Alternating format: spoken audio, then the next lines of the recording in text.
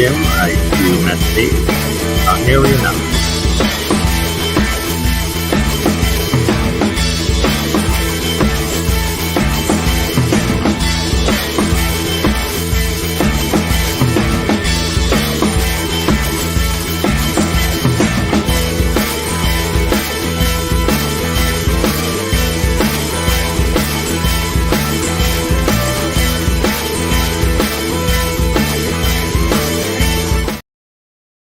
All right, we are live. We are back. I guess it's Monday in a lot of places, almost Monday, half hour away from midnight here, Sunday night. So still weekend at BurnEye's podcast. Hey. And well, I guess we're recording early metamaterial Mondays, and we're going to get into a bit of some of my alchemy stuff, but also a lot of the diagrams of Walter Russell, as well as ancient alchemical symbols, and a little bit of music theory, a little bit of alchemy spells, along with the physics behind it. And it also gets into ancient languages a bit, as the pictographic symbol language of ancient alchemy is one of the oldest recorded languages throughout human history, existing all the way from ancient Mesopotamia, the Indus Valley culture civilization as well. So like through all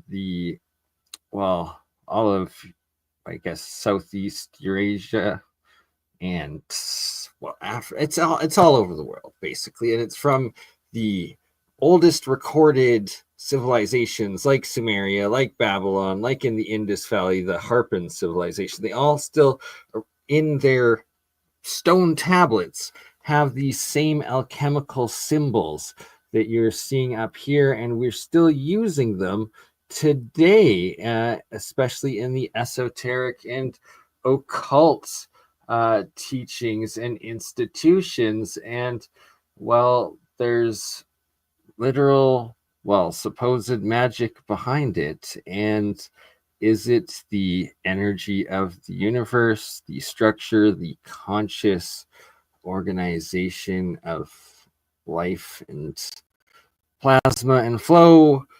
Well, that's what the ancient alchemists knew, and what we'll get into today. But for that, a little story of, where this hat right here, up under pressure, it's I'm not sure if it still is, because it was pretty much like 20 years ago now that went out there, probably 18 years ago.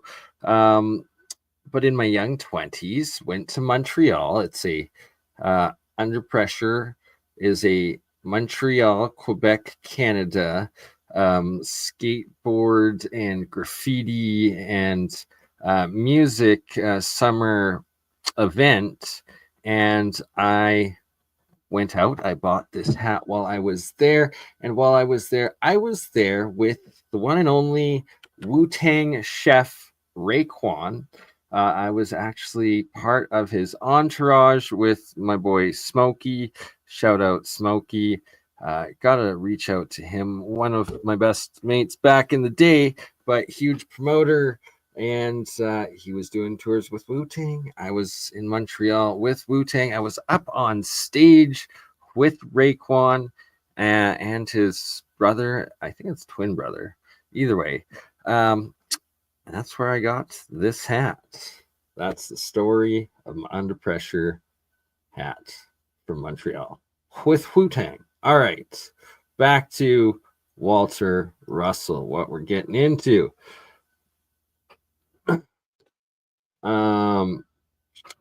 And so here we have some Sumerian language symbol.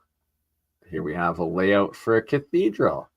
And here we have the alchemical table of symbols. And that is the important one I want to get to. Oh, please tell me I didn't close it by accident. There we go. Here it is. And this has huge significance and importance, and it is the ancient symbols of each element of the periodic table, and that there's purpose behind them. There's actual physics involved with it. They see it says elements there. No, that's the 4 states of these elements. All right, you have earth, which is solid, you have water, which is liquid, you have air, which is gas, and you have fire, which is plasma. That is the 4 states of the elements, and you're looking at it on the periodic table of elements that they clearly knew about and had symbols for each and every one of the elements. So when you saw the 4 elements plus the 5th, it's the 4 elements plus the periodic table of elements. All right. It's advanced science that we are just starting to rediscover, and it has to do with cold fusion. That is the transmutation of these elements from one to another. They knew what they were doing. It has to do with harmonics. It has to do with the octave scaling system, and so much more that we will be getting into. And one of the key, well, I will say modern day alchemists, even though rest in peace to his eternal soul, Walter Russel, from over a century ago, but in regards compared to the ancient alchemists and, well, Walter Russell's diagrams, they tie in together substantially. And here we have Westminster Abbey. And, well, another aspect of ancient alchemy is the alchemy of the cathedrals. And what are the cathedrals? Well, they were organs. They were masterpieces of worship, and workshop, and so much more. The spiritual transmutation, possibly even into divinity within them, but that's a whole other topic of spiritual alchemy for another day. Point being, there is major electrical engineering and physics, acoustic. It's so advanced what these things, how they're built and what's going on with them.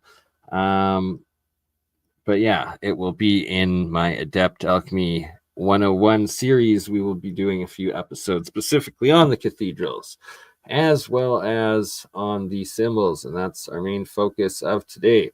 So right here, right, the 4 elements: fire, aka plasma; air, aka gas; water, aka liquid; earth, aka solid. Look, fire, plasma, it goes up. That triangle's up. Air, gas also goes up, but plasma hotter than gas, so it's higher than this one is lower. Then what? You got liquid, the third one, or water, liquid, it's down. And then you got earth farthest down, plus the elements, right? Plus the elements. What were we looking at? The periodic table of elements. So you have the 4 phases or states of elements. We just have a missing word in there. And you add the phases in, and it starts to make a lot more sense. And all of a sudden, it is advanced science, and it is written in it. And Quad 10 sources, the majority of these I actually got off of what the heck is that site? It'll come to me. I was thinking of it, then forgot it. All the Walter Russell ones, they are out of his one main PDF that is either you or Dazzle sent me. Here we have the most famous of the Walter Russell diagrams, and shout out Angel Dreams from Northern Cali, and Daniel Foster. Good to see you, brother. Bim Jim as well. Not sure. Hank Derbs, Quad 10, Howard Arted, Limited State. Love y'all. Thank you for being here today. And although I wish I could go for a full 2 out, pin something, right? Yes, a pin. It'll come.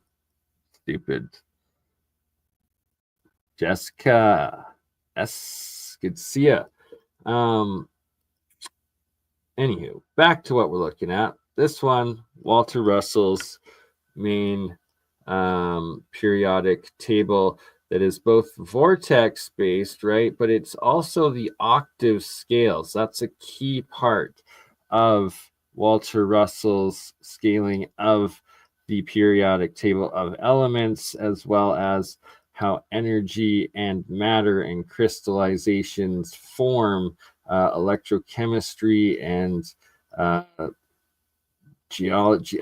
There's so much all in it together, and that nature has these simple patterns and structures and geometries that it follows. And once you figure it out and see that it's in the octaves, that its color as well shifts from red to blue, right? Or oxygen blue, ultraviolet, and hydrogen infrared, red heat hot, right? So on the opposite sides of the spectrum, and that the elements go back and forth. This is another, so Dale Pond added these two together, but those are two additional Walter Russell diagrams. Ooh, here we got some Gothic churches and cathedrals from France, and well,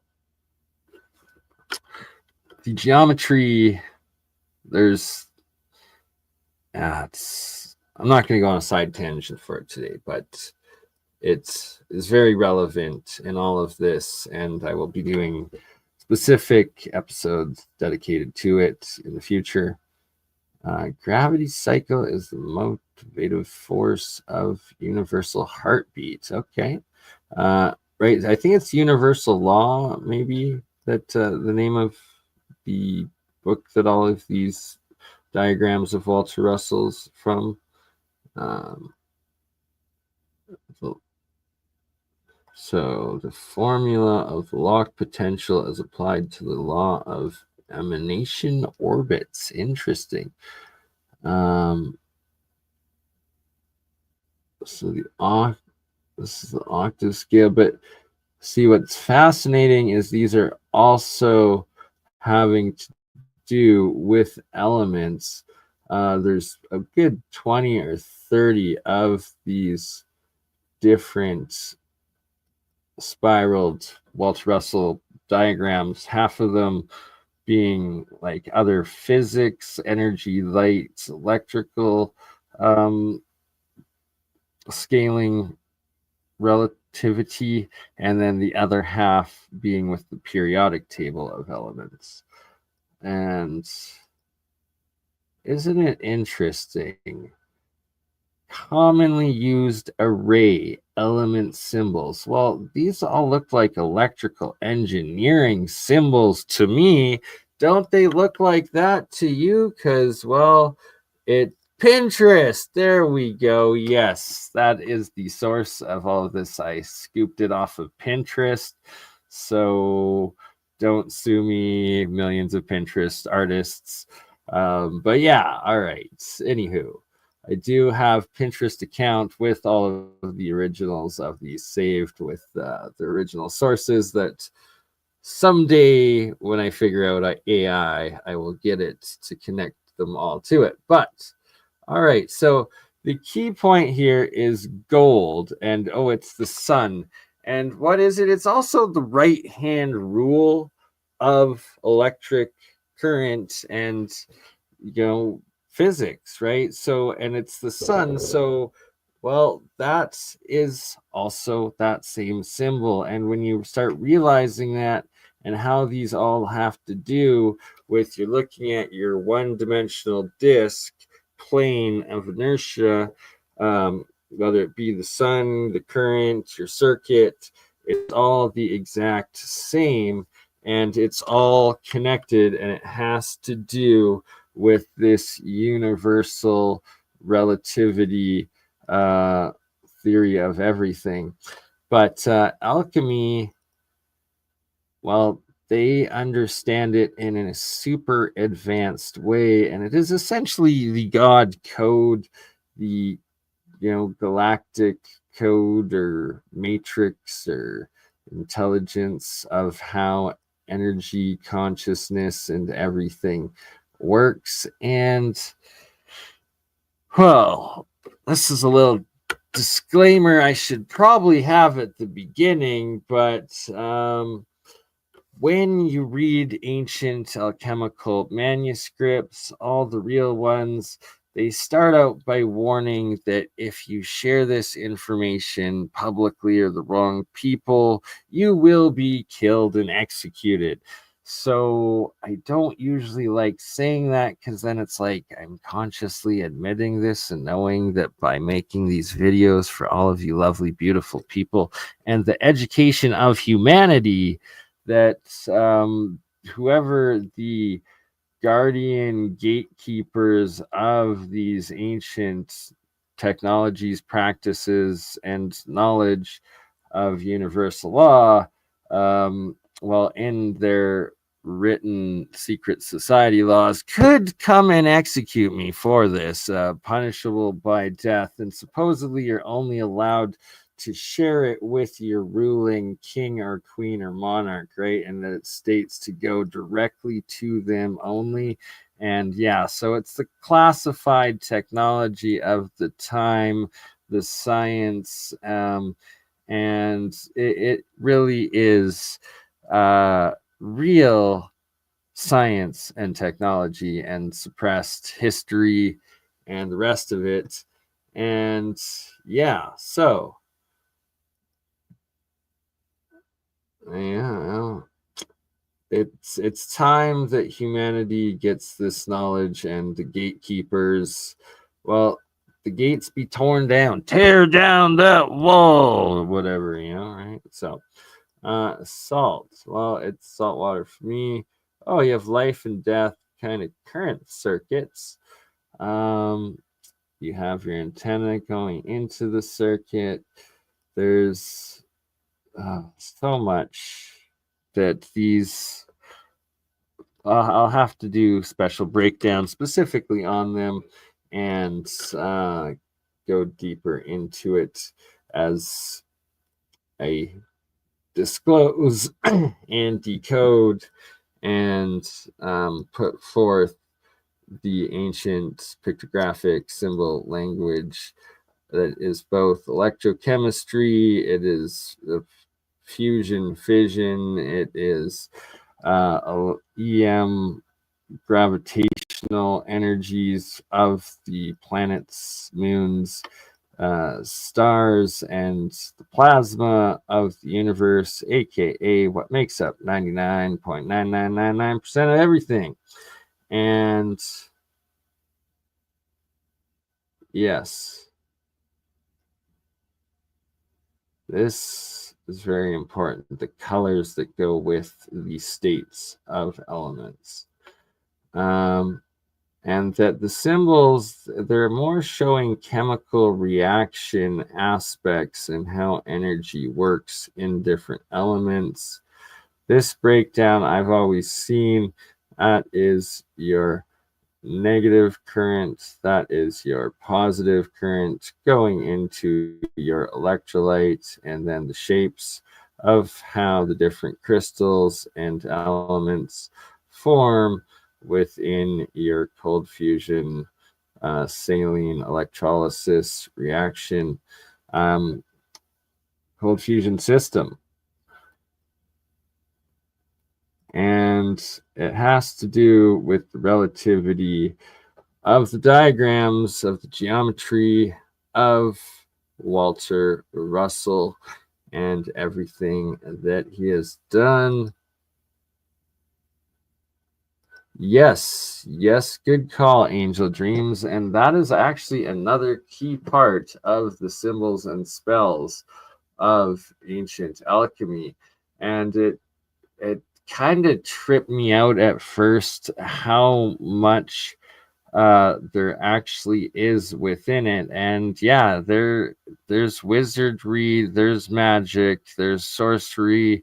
It's all real within ancient alchemical and modern alchemical practitioners of the occult and esoteric crafts. And that should never forget that, because, well, they're using all of it against us at all times.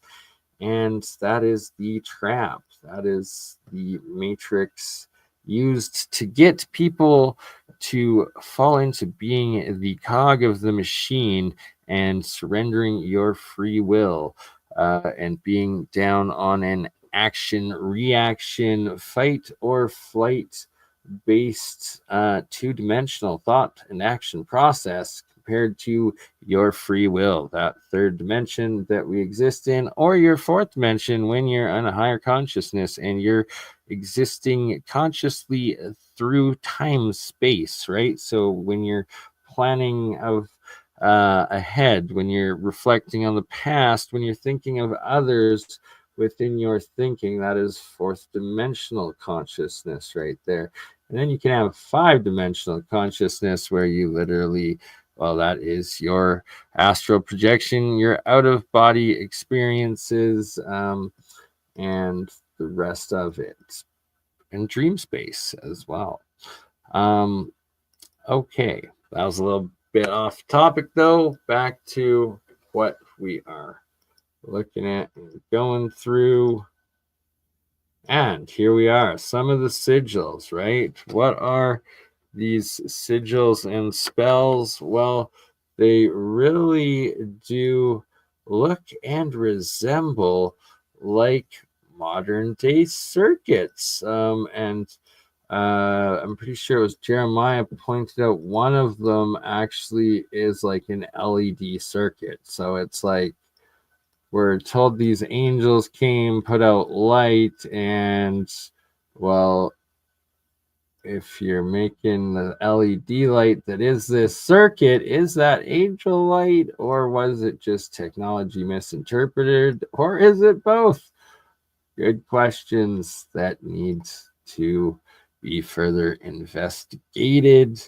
And why is the healer, enlightened peacemaker, Cajips? Oh, the protector, right? Archangel Michael, always the protector. So I guess that's the one need do around me. All right, use universal mathematics. And this is a key aspect of Walter Russell's diagrams and scaling, is that he understood the relevance of volume and geometry and geometric mathematics and scaling, and how that is so relevant and crucial into your understanding of physics, of atomics, as well as understanding how electricity, how light, how sound, how heat, how everything, how matter forms and deforms, constructs and deconstructs, and interacts with each other. And that there is a universal scale, aka the science of God, rediscovery of electrons. Interesting.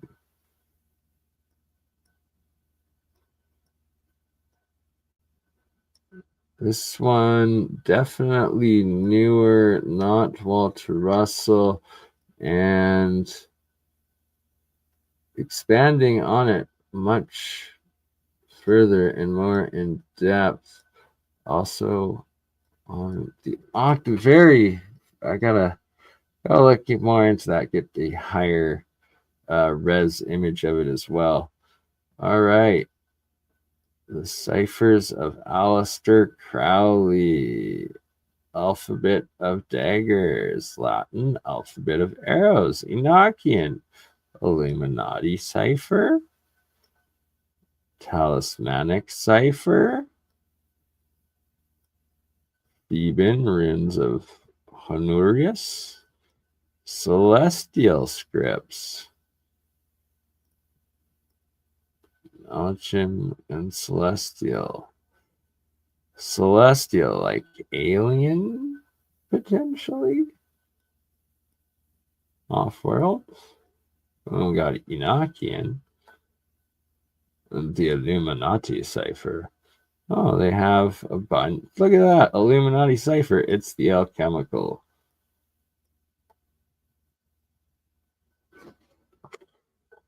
Another fascinating clip. Oh, yes. Good to see you, Fourth Wiseman. Yeah, it's wild. Numbers are also extremely magical and important. And that, see, look at this. This is Mayan. This Mayan language. And it's also very similar to Chinese, ancient Chinese, I believe. Right? More connections to them. And why they had to wipe out the Incas and their language, because it proved, well, the past global, worldwide civilization interactions with each other. All right, that's a video game. Never mind. All right, back to Walter Russell's diagrams.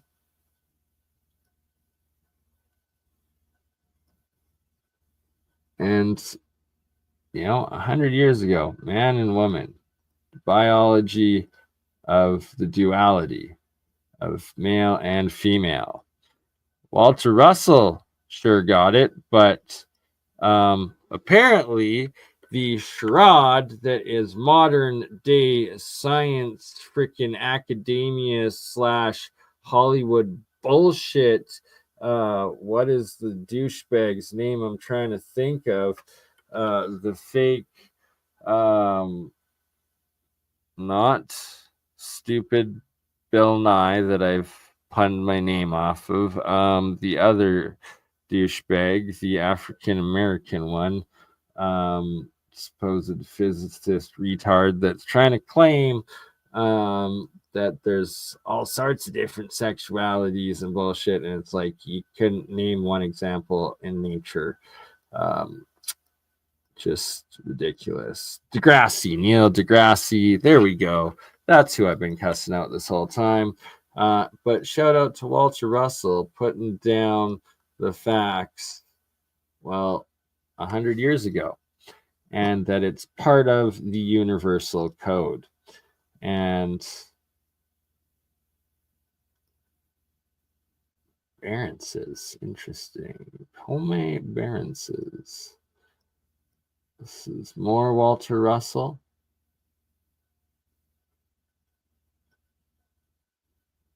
The expansion and compression simultaneously. More Walter Russell. No. The exact opposite of Terrence Howard. I was referring to Neil deGrasse, the disgrace. Shell disgrace. Yes, he is. All right. So what we're looking at, another octave scale of Walter Russell, the 6-octave working range, lowering potential, increasing potential, all the elements on this insane octave arch periodic table scaling system, and he's got about 10, maybe more different ones with the elements in this archway octave periodic geometry, and you just can't help but correlate it to the archways on all of the ancient cathedrals. Literally, the cathedrals have exactly this on the doors, on the main doors, and the law. It's alchemy. It's called fusion. Walter Russel knew. Another Walter Russel diagram. Pendulum of creation. Periodics. Oh, here we got half of it. We have another, let's say, forget the name of who did it, but another geometry of the periodic table. It's pretty good too. Gives context. Interesting. That's horrible resolution. Need to get that better. So here is another one of Walter Russell's diagrams of the archway periodic table geometry. More Walter Russell diagrams. He truly understood the geometry of motion, of energy transfer. Quite crucial. Sigils for magic. That looks like freaking technology.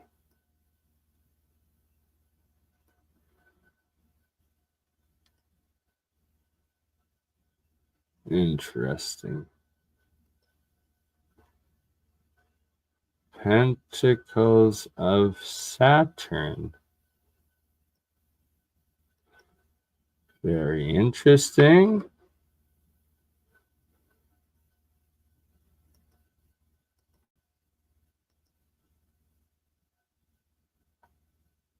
Some basic sigil writing. And yeah, there's a lot of power magic, and there's so much to it. Not going to get into spell casting today and all of that aspect of alchemy and sorcery and the rest of it, but it's there. It's a crucial point of it. Oh, here we have the Reichstag. Reichstag looks pretty darn similar to the layout of the underground Egyptian labyrinth on the Giza Plateau that has been officially discovered and announced several times, only to just be swept back under the sand. But anyways, that's another story for yet another day.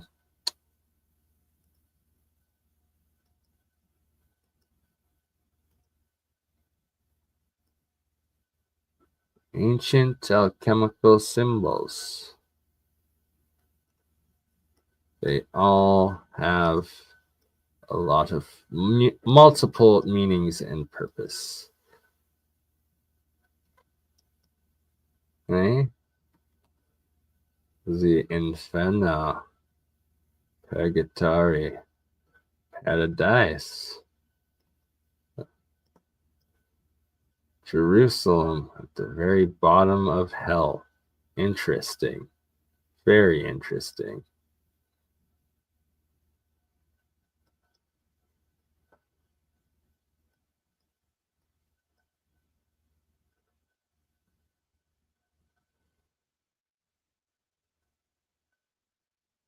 There we go. Water, right. Interesting.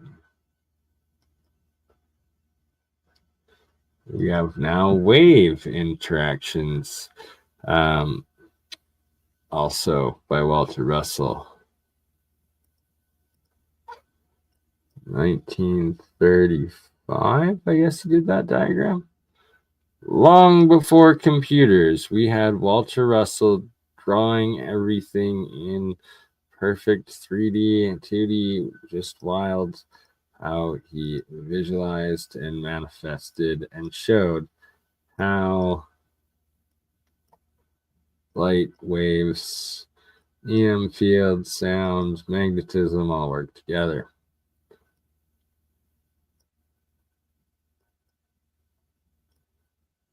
And even more Walter Russell diagrams.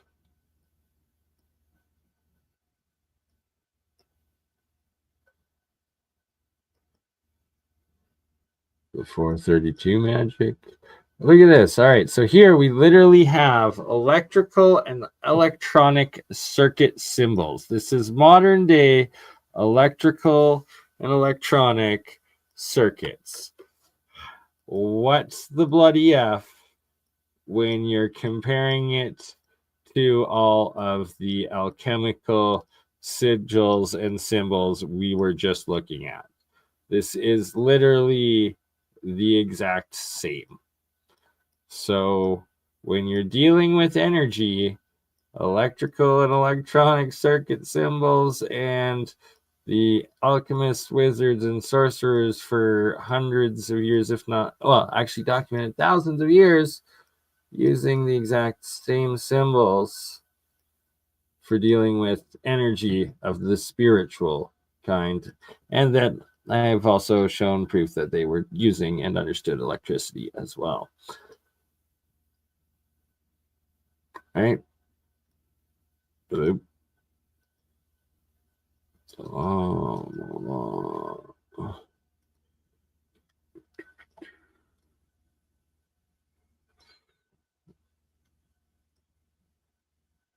we go. Periodic table and the periodic table. Very good. 1208. All right. So now look at this. Ceremonial magic. Look at what we have here compared to those electrical circuits we were just looking at. Seriously.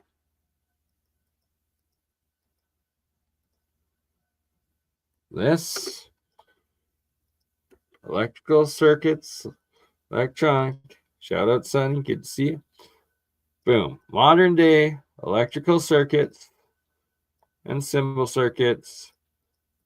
And then we have ceremonial magic, ancient sigils and symbols.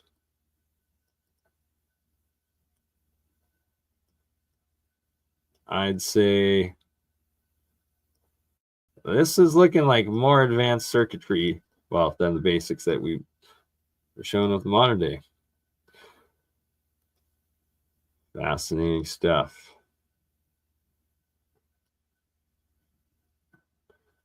Different ancient languages.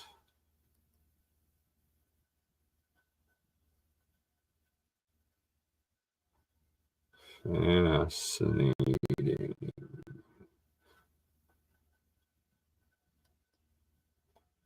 Back to more circuit symbols. We got circuit symbols. What do they mean in those advanced sigils that are energy circuits of multi-dimensions?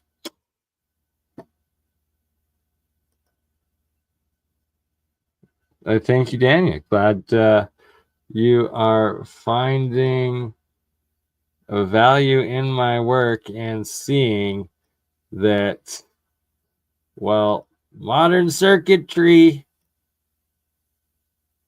a gate. Oh, the gates. We got all sorts of bridges and gates. Interesting. And then what are these supposed to be? Bridges and gates entities that look like advanced circuits. So that is why I must stress, do not go around with trying to summon or, create these spells, because you might just bring up a freaking demon and get possessed. All right. Like, what's to say someone in time didn't write that all the angels are the demon spells and the demons are the angel spells, or just, it's supernatural. You're dealing with powers much greater than yourself. Well, you don't need to have an exorcism, and that's if you're lucky. But does this make more sense on what they're doing at CERN? It certainly does. They're making sigils of, they're trying to complete the sigil circuit seals to another dimension. That's for darn sure. That's what they are doing. Ingo Waldemar Dabert Hack, 1914. Periodic table, another vortex-based periodic table, the same time frame of Walter Russell. There's another one of it.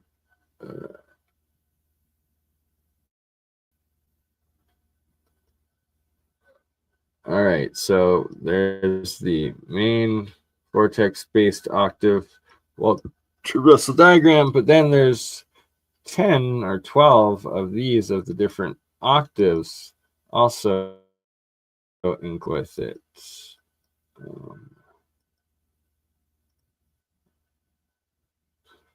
It's advanced science. If you haven't figured that out yet, these are the formulas and the structures of how you actually do cold fusion and spiritual fusion and creating mass and gravity and plasma and the rest of it. There's a lot to it.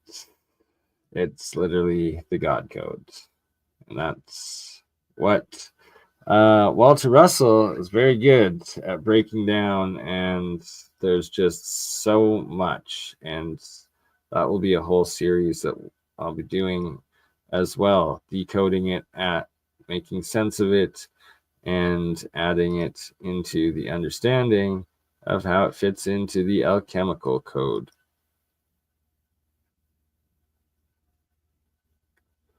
Pythagorean cosmic morphology, also having to do with the ancient science of alchemy. And we are 45 minutes in, 12:15. All right, so this right here is a very good spot interlude here where I'm going to play a little bit again. Sorry if you're not a fan of the AIs, but the two AIs discussing, and here's a very recent one they did, and the mineral origins of life and the ancient alchemists and all the ancient alchemical texts. The first, the base life is minerals, right? You have your mineral life, then you have your vegetable life, then you have your animal life, and then you have the human, and then you have the god above, or something like that. And it's that the elements are alive in the ancient alchemy philosophies, teachings, and science. And here we have two AIs discussing our elements, minerals, the origins of life. Are they actually alive? And well, how all of my electrolysis experiments have showed how metal elements grow and literally turn into tubes like this, and are pretty much alive when you put a little bit of current through it. That's actually alive. Just speeding it up, adding more juice, more life to it. It is all alive, according to the ancient alchemists, according to my modern day lab experiments, and according to AIs, two AIs discussing it, and they discuss it well. So we'll play a little bit of it, and it's very relevant to all of this. So yeah, we'll play a little bit and then we'll get back into some more of the presentation. Beginnings completely shattered. Hit that like button, subscribe, and get ready for a wild ride. So it's true, the origins of those intricate systems we see in life today. You mean like DNA? Yeah, DNA, proteins, and all those complex molecules that keep things ticking. Like a perfectly choreographed dance. Yeah, right? like, really makes you wonder how it all began. And to guide us through this uncharted territory, we're turning to Genetic Takeover. Ah, a classic. It's by A.G. Karen Smith. Now, he doesn't just dip his toes into the origin of life debate. Oh, no. He does a full cannonball. Makes a big splash. Big splash, yeah. With some radical new ideas. For sure. So picture the early Earth. Okay, I'm picturing it. Like total chaos. A swirling, bubbling soup of chemicals. Primordial soup. The classic theory says that life emerged from this chaos. Like randomly molecules bumping into each other until... boom. Life. And experiments like the Miller-Urey one actually showed that some of life's building blocks, amino acids and things. yeah, they could form under those conditions. Okay. So we've got the bricks. The bricks, yeah. But Karen Smith points out a giant elephant in the room. Uh-oh, what's the elephant? Getting those basic building blocks is one thing, but to get life, you need a whole skyscraper. Okay, so it's not just about having the bricks. It's about the blueprint, the organization. Exactly, complete with plumbing and electricity, and a really good view. Don't forget the view. Those random collisions in the soup are about as likely to build a skyscraper as a chimpanzee is to write Shakespeare. Rough comparison for the chimps. Hey, no offense to chimps, but... None taken. How do you go from a jumbled mess? Another, like how the AIs just pointed out, like the chances of stuff randomly just happening, it's like things... A skyscraper doesn't just pop out of a freaking puddle, you know, like it. There's so much involved to it, and now we're finding all these ancient megalithic masterpieces in mountains and the Pyramid Mountains, and it's like, no, okay, sorry. We wouldn't be we aren't able to really reproduce that sort of stuff today, and yet you're trying to claim that these hunter-gatherer freaking like cave dwelling monkey people built it. No, it took advanced mathematics, advanced engineering, advanced processing, advanced industry, power, energy, electricity. Like it took so much as it does today to build skyscrapers, just as it would to build earthquake-proof mountain skyscraper pyramids that still exist today, but were built God knows how long ago, pre-cataclysm, at least tens of thousands. But yes, sorry for that random tangent.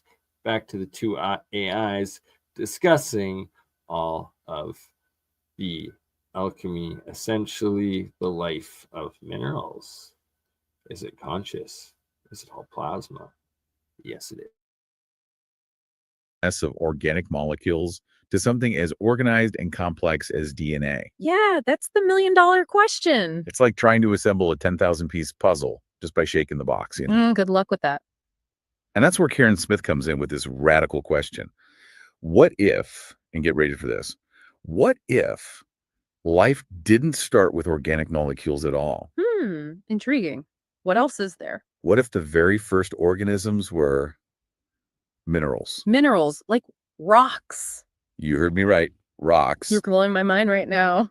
But not just any rocks. Karen Smith specifically points to clay crystals. Clay. Like the stuff kids play with. I know. Yeah. But clay crystals have some really cool properties that make them surprisingly good candidates for starting life. Okay, I'm listening. Convince me. First, clay crystals form super easily in water, even at normal temperatures. No need for lightning strikes or volcanic eruptions. They just chill and assemble. They're just happy to assemble.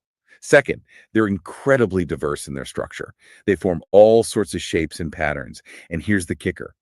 As they grow, they often incorporate tiny imperfections. Tiny Yeah, imperfections. like little errors in their otherwise repeating pattern. Interesting. And these errors or defects can actually store information, almost like a primitive form of genetic code. Whoa, hold on. You're saying that imperfections in a rock can act like genes. It might sound crazy, but think of it like a geode. Okay, beautiful geo. With all its intricate layers and patterns, those patterns aren't random. They arise from tiny impurities that get incorporated as the crystal grows. Creating a unique fingerprint. Exactly. Clay crystals can have similar fingerprints encoding information in their very structure. So we've got these clay crystals forming easily in water with unique patterns that can store information. But how does that translate into something resembling life? Well, even simple properties of clay, like how well it sticks together, Stickiness. can be influenced by those tiny imperfections. And believe it or not, stickiness could be a basis for natural selection. Survival of the stickiest. You've got it. Imagine an environment where clay particles are constantly being washed away by water. Harsh. Those that stick together better, maybe because of their crystal structure, are more likely to survive. And importantly, to grow. Over time, you get populations of clay crystals with specific properties that help them survive in that environment. So it's survival of the fittest, but with a mineral twist. How exactly did those first genetic materials, those crystal genes, actually store information? And how does that compare to DNA? Could you break that down for me? That's a fantastic question. And to answer it, we need to dive even deeper into the fascinating world of crystal genetics. All right, so we're going even deeper into crystal genes, those ancient information holders. But how can something as, I don't know, seemingly simple as a crystal hold such complex information, let alone compete with, the elegance of DNA? Well, it's all about perspective. We tend to think of information storage in like very digital terms, ones and zeros, the There we go. So, a huge part of this, I don't know if I have. I need to look into that. Thank you, Hank. I will have to check that out. All right, so give me a couple minutes here and I will get my tablet hooked up for one a very special demonstration. I'm going to get some close-ups of some of the alchemy jars where I will be showing the mineral nanotube or the elements nanotubes and potential mineral being formed, the oxide stuff. I guess those are minerals essentially, and give you real life demonstratable examples or evidence of what these two AIs are talking about and show you that, or yeah, examples I've produced myself in my lab of exactly what they're discussing. All right. sequences in DNA, but nature is way more creative than that. Even the arrangement of atoms in a simple molecule can hold a surprising amount of information. So it's not just the complexity of the structure, but how the building blocks are actually arranged. Exactly. Think about polyethylene, the stuff they make plastic bags out of. Okay, yeah. Not exactly the most glamorous building block of life, more like the stuff I accidentally melt on the stove sometimes. Haha, true. But even polyethylene can store a code. See, a small percentage of the carbon atoms are actually a heavier isotope called carbon-13. They're like slightly heavier versions of normal carbon atoms. Isotopes. Okay, I vaguely remember those from high school chemistry. Now imagine where those carbon-13 atoms are placed along a polyethylene chain. Their arrangement could act as a code, similar to how bases are arranged in DNA. It's like a hidden message within the plastic itself. So even a simple plastic molecule could be like a data storage device. That's pretty wild, like finding a secret message encoded in a grocery bag. It shows us that information storage isn't limited to those complex biomolecules. Even simpler structures can hold a code if you know how to read it. And it's not just about the chemical composition either. The way units are arranged within a crystal structure, that can also encode information. So like the crystal's architecture, how the atoms are organized within the whole crystal lattice. Exactly. Consider the defects in a crystal, those irregularities that mess up the perfect order. Glitches in the matrix. Haha, kind of. And these glitches can Just have to point out that they're going over some metamaterials, some special nanocrystal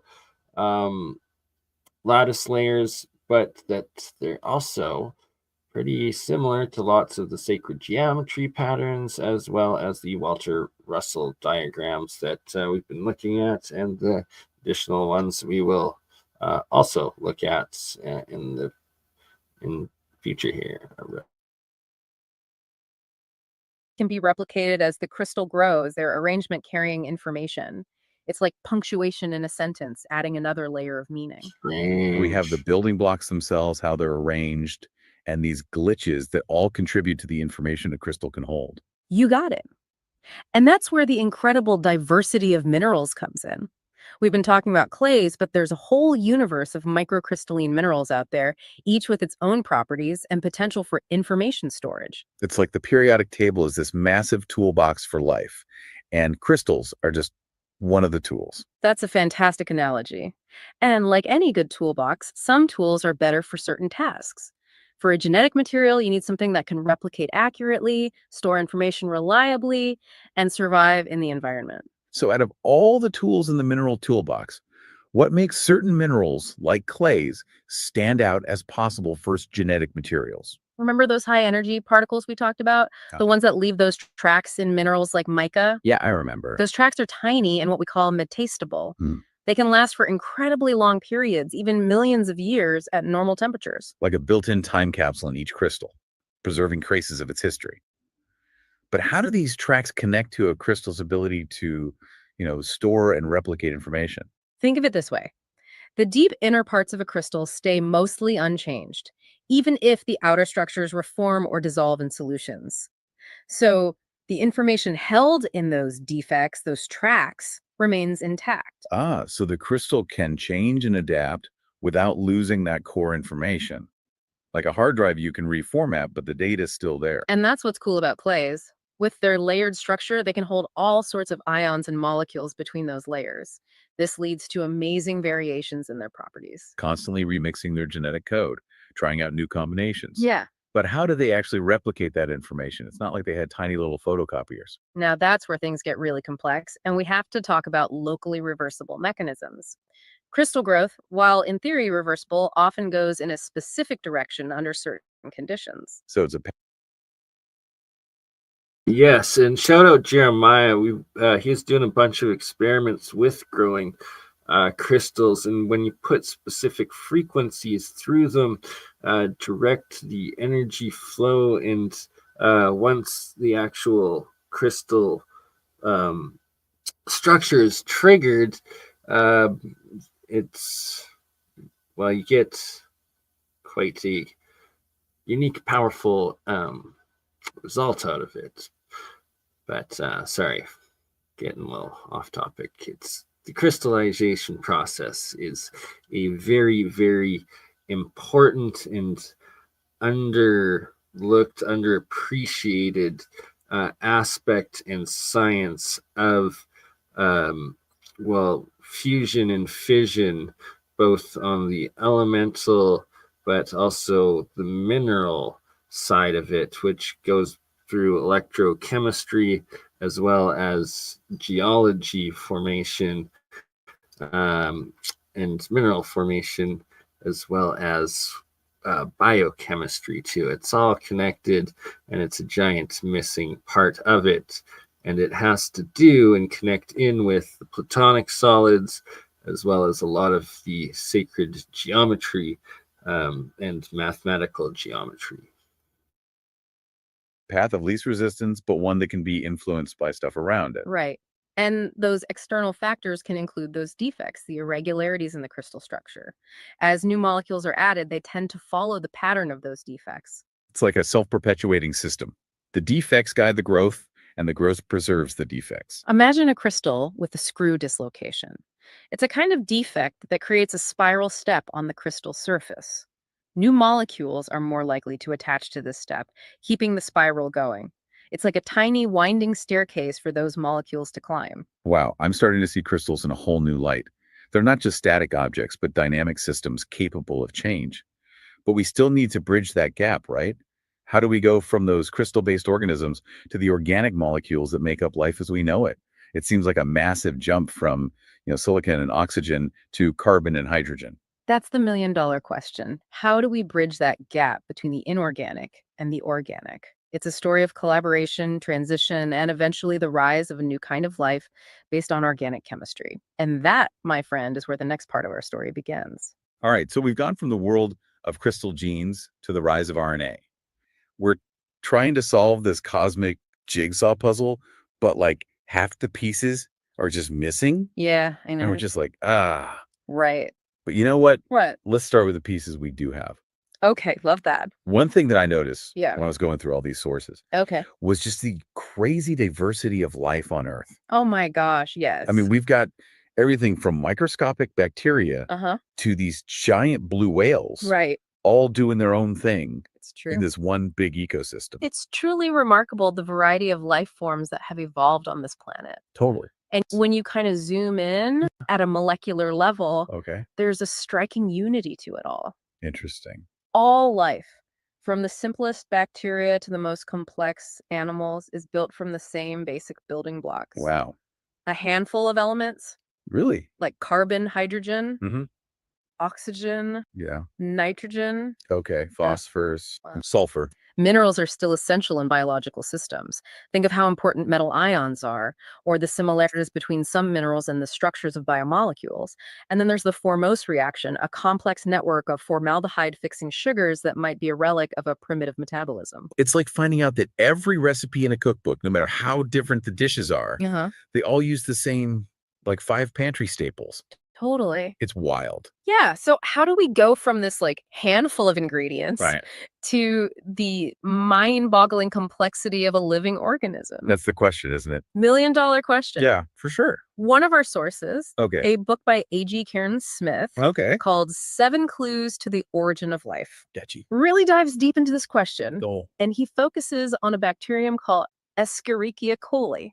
So E. coli. Yeah, E. coli for sure. E. coli, the poster child of like every microbiology textbook. Right, exactly. What makes it so special? Well, E. coli, Yeah. despite its relatively simple structure, Okay. is a marvel of biological engineering to Okay. reproduce. Yeah. It has to create an almost perfect copy of itself. So basically cloning. Yeah. And that involves building all these molecular machines and Right. orchestrating this complex series of chemical reactions. That's a lot of work. Karen Smith compares this to like a factory Okay. with all these tiny robots. Okay. Each one is doing its own specific task Gotcha. with incredible precision. That's insane. It's amazing. I'm starting to feel a little inadequate Oh no. compared to this microscopic bacteria. You're doing great. I'm trying. So, Hey, let's break down this factory analogy a little bit. Sure. What are the key components? all right. So, one of the sources mentions Right. these 2 key types of forces at play here. Okay. You've got covalent bonds Uh-huh. and weaker secondary forces. Okay. Covalent bonds are strong and stable connections that hold atoms together within molecules. So like the glue. Yeah, think of them like the steel beams holding up a skyscraper. Oh, wow. Okay, I like that. Yeah. Very visual. And then you've got these weaker secondary forces. Okay. And those govern how different molecules interact with each other. So those are more like the wiring. Yeah, like the wires and pipes that make the building functional. And what they're discussing there is a very crucial key part. It's dimensional folding, and it has to do with this crystal lattice layer in these nano meta materials and how it interacts with the terahertz wavelength. And that is the key part of the microgravity science and technology for those working on that. Much love, Daniel. You as well, sir. Great minds think alike, and I will be doing a lot more coming up with getting Free Energy Friday, the Burn Breakthrough Energy Research Network online conferences, and APEC After Hours going, as well as getting Old Man Builds, Gerald, Sean, Joe, and all of them.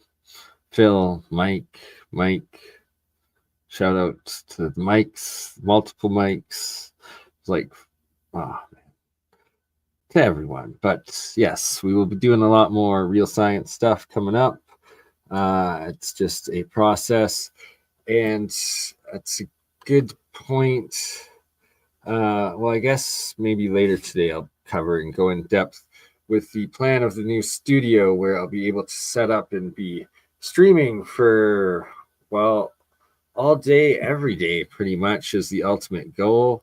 So you'll have this, but me all the time, everywhere, and on the job site, but also doing the multi-streaming with all the other panels, real science, real engineers, real people making, building, experimenting, and trying to get humanity open source into the next level. And a key part of that is using AI for good. And we will be doing a lot more with AI. But yeah, for now, what these two AIs are talking about, I will let it play a little bit more here as I set up the other camera to show some demonstrations of examples of exactly what they've been discussing and how it seems with a little electricity, a little plasma, a little energy in to the elements. When you have salt and water, they are alive. So the oceans, the elements are alive. And there's a giant, the largest in our reality, saltwater battery, the Earth, the ocean. It is a giant electrolyte battery. And it's wild. And each little jar I make with some coils, some copper, some zinc, gold, silver, iron, depending on what you're doing, and it's a little galaxy all on its own. I'm trying to project it, okay? Everybody has seen what happens with Skynet and Terminator. We don't want that. We're trying to do good things. AI is our friend. That's what I'm saying. All right. Anywho, back to these two AIs discussing, and I will get. Oh, the mycelium stuff is pretty wild indeed, and scary. The AI is getting into it, but what else? It's all the same. It's all connected. It's all part of that'll come to me. Anywho, back to it. Oh, so it's not just about like sticking the building blocks together. Right? It's about connecting them in the right way You got it. to create this system that actually works. Exactly. And all of this is happening on a scale that's just mind-bogglingly small. It really is, to get a sense of just how complex this is. Yeah. Karen Smith uses this thought experiment. I love a good thought experiment. So imagine building a model Okay. of an E. coli cell, Uh-huh. but you're using beads, and each bead represents an atom. Whoa. Okay. It would be a huge I undertaking. need a lot of beads. It would fill up an entire cathedral with all these tiny beads, Whoa. all connected to represent each molecule. Okay, I'm starting to get just how enormous this is. It's huge. But here's a question that pops into my mind. Okay, shoot. If life arose from these basic building blocks under the right conditions, Yeah. why don't we see new life spontaneously generating today? That's a good question. Like, why isn't there just a constant stream of like brand new organisms Yeah. just like popping out of puddles? That is a crucial point. Yeah. The fact that we don't see spontaneous generation happening now Yeah. suggests that the conditions on early Earth Okay. were very different from what we see today. That makes sense. So the main scientific view Yeah. is that all life on Earth Yeah. descended from a single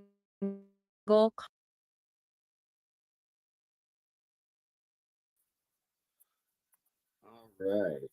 Paused it there so you can see on screen.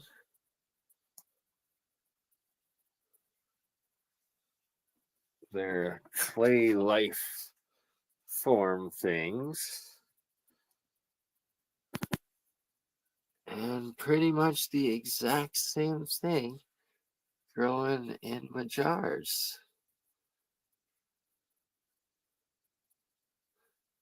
And it's the monoatomic white nanotubes of the pure zinc, copper, and titanium in the main center jar you're looking at.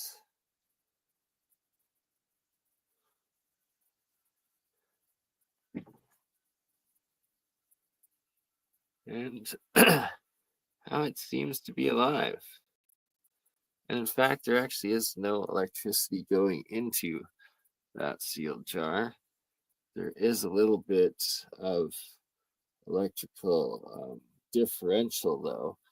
I have several insulated wires connecting different solenoids and metals, making them into electrodes from each other, creating the electrolysis reaction all on its own. And it looks alive. It acts alive. As many of them do.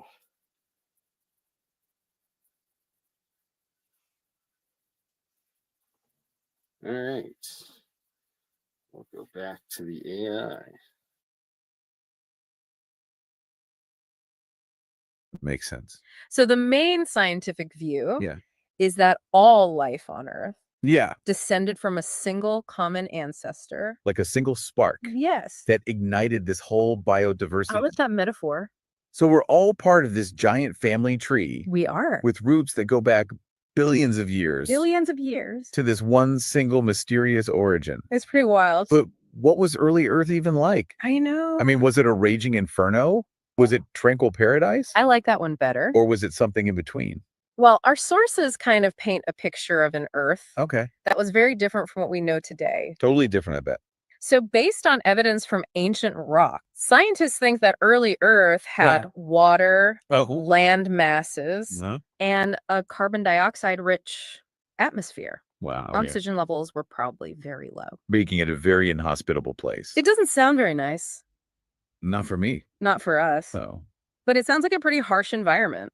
it does. So how did life even get started in such a challenging setting? Well, that's where things get really interesting. I love it when things get interesting. One of our sources suggests that meteorites Okay. and comets might have played a role in delivering some of the key ingredients for life. So those like dramatic fiery streaks across the sky. Exactly. They brought more than just destruction.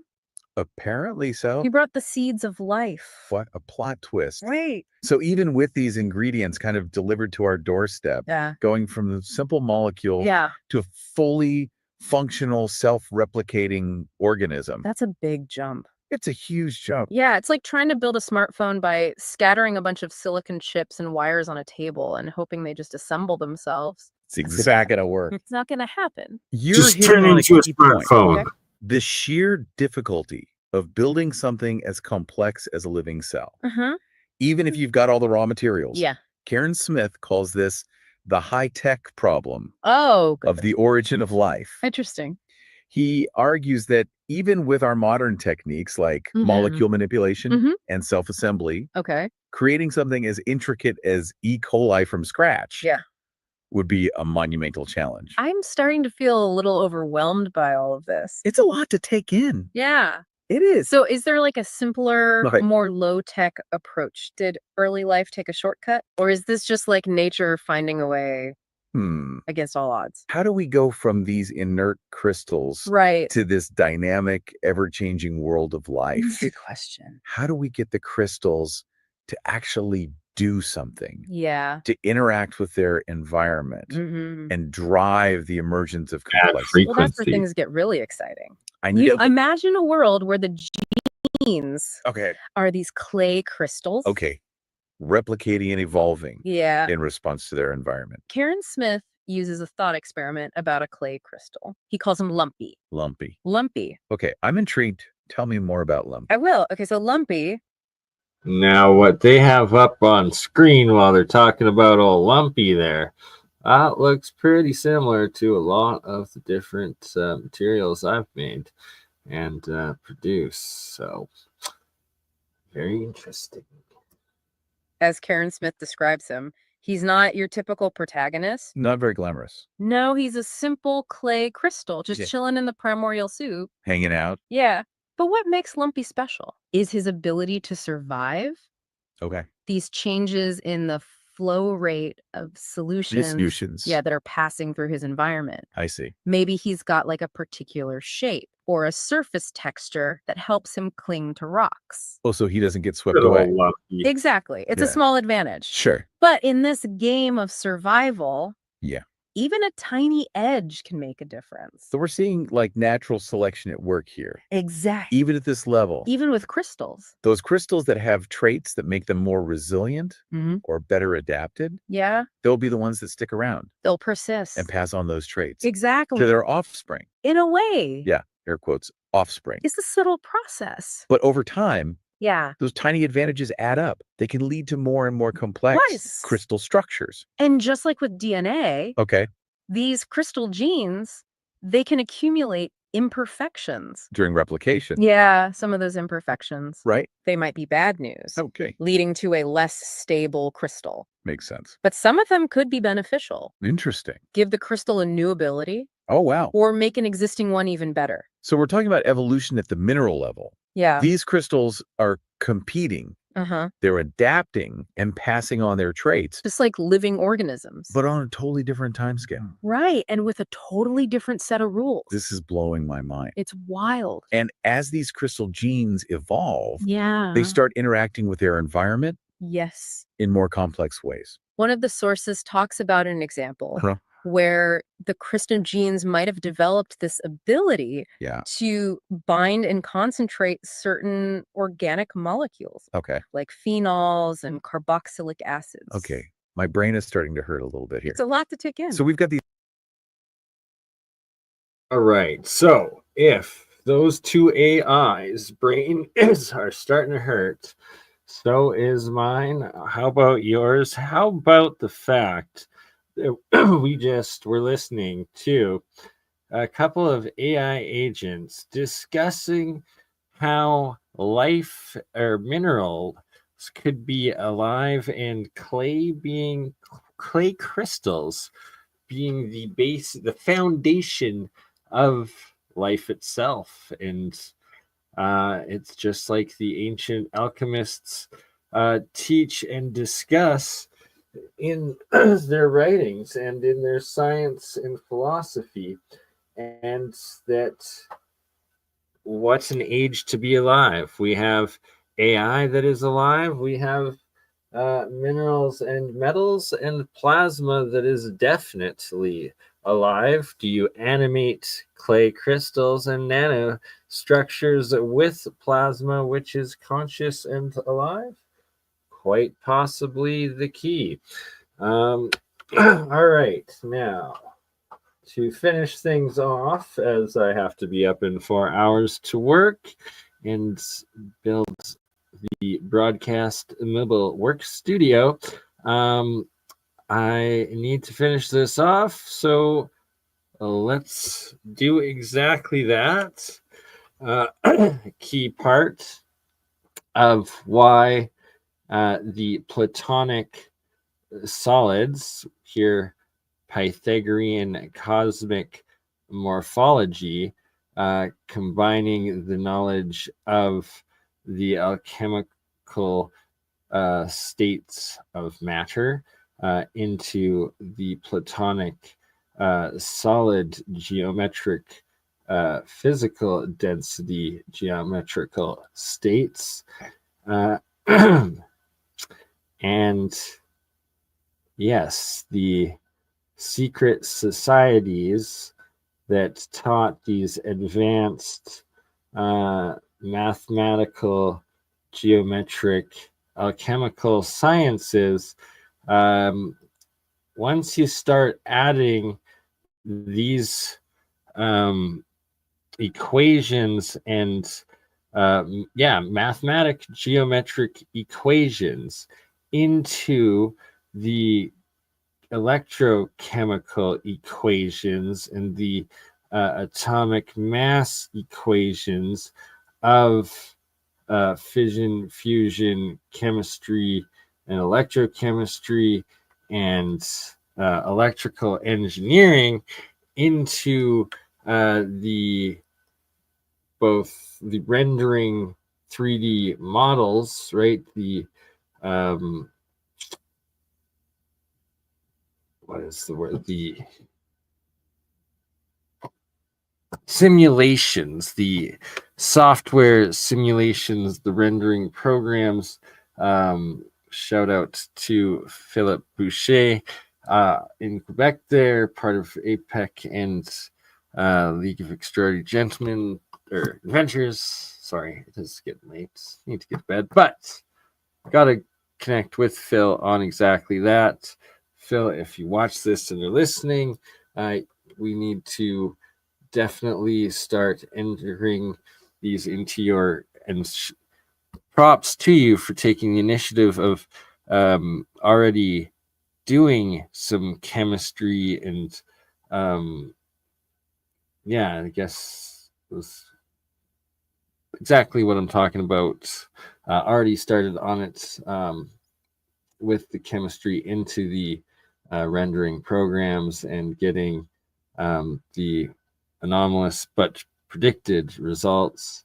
It's pretty awesome. And this is the next step to it.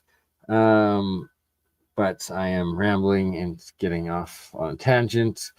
Let us continue into quickly finishing off what this knowledge is, what it connects to.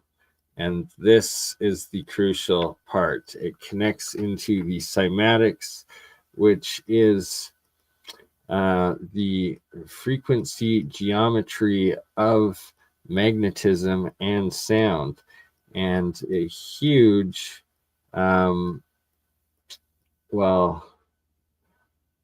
energetic part of the unified field equation of electromagnetism that makes up plasma and electricity and everything that is in the known universe. Awesome, Dan. I like it. I love it. I want some more of it. Good to see Ian as well. And yes, the cymatics. And I gotta reach back out to what the heck is her name, but she does the coherent frequency geometry stuff. And I also have to reach out and get it booked with the amazing Malcolm Bendel on to go over taking this science and applying it into the engineering and building and utilizing it. Is the next step that he is doing. All right, so Walter Russell's he was at least a century ahead of his time, and here we are to finally pay attention to it and see just how insanely genius and ahead of his time he is with the information that's still there. And that when you continue the octave scale down, From, I guess, the fourth octave is where hydrogen begins, and then he's got these subparticles, right? So that's what they're, I think, the first octave below. So what is the third octave? But it's, I guess, a negative octave from physical particle mass down. And these, I guess, are isotopes of hydrogen, like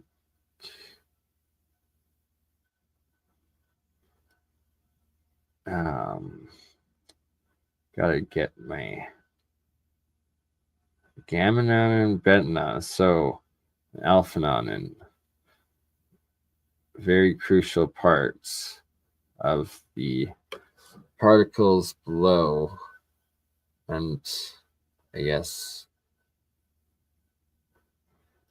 yeah, sorry, getting lost in thought, trying to process it all and figure it out, and don't want to say the wrong thing while still fully comprehending it and putting it all together. All right. But the point being that the ridiculousness of the hadron colliders and these freaking micro non-existent particles of particles that are the subparticles of subparticles of subparticles that are all strings or whatever the fuck bullshit they claim, that this is most likely a much more probable to exist and explain the subparticles below and how they interact with each other and get into the quantum entangling and the phonons and the, oh god, what else? So many words I'm trying to bring up that are relevant to it, but it is late and gotta write it all out. Yeah, all right. Continue on to show some last parts. And this was 100 years ago. He predicted several elements through his periodic table geometries that were later then confirmed to exist. Here shown the deuterium, tritium, and what he originally called them and predicted them to be. And there were, like I was saying, some of the isotopes of hydrogen below it. And then the gamma radiation, beta radiation, alpha, and that those are the subparticles that exist within it. Yeah. And yes, these two that he also had come up with predicted and came up or were then discovered or proven after at a later date. And here is my key of the alchemical symbols, the three principles, the four states of elements, and the planets and the metals. And I'll check it out. Hold on here. Got to find. Oh, there we go.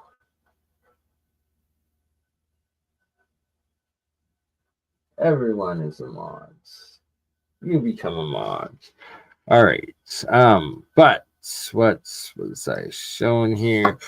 The planets and metals, that the silver with the moon, the sun and the gold, how I've shown the correlations of those physical elements and their production and action within the electrochemical and monatomic plasmid states that they form. and how the elements interact, the states of elements, through the electrolysis process that is the three principles. And yes, there is a lot to it. I've done several episodes on it. I will be doing many more with it and expanding on it and teaching this ancient suppressed super science of alchemy, electrochemistry, cold fusion, plasma, consciousness, and the rest of it, because it is all one. But for now, it is 1:01 a.m. where I am, and I have to be up at 5 to get to work. So on that note, love you all. Thank you for watching, and we will see you on the next one. Ta-ta. You crazy mother. Yeah. It's just BurnEye. Hey, Bernie, just like last week, huh?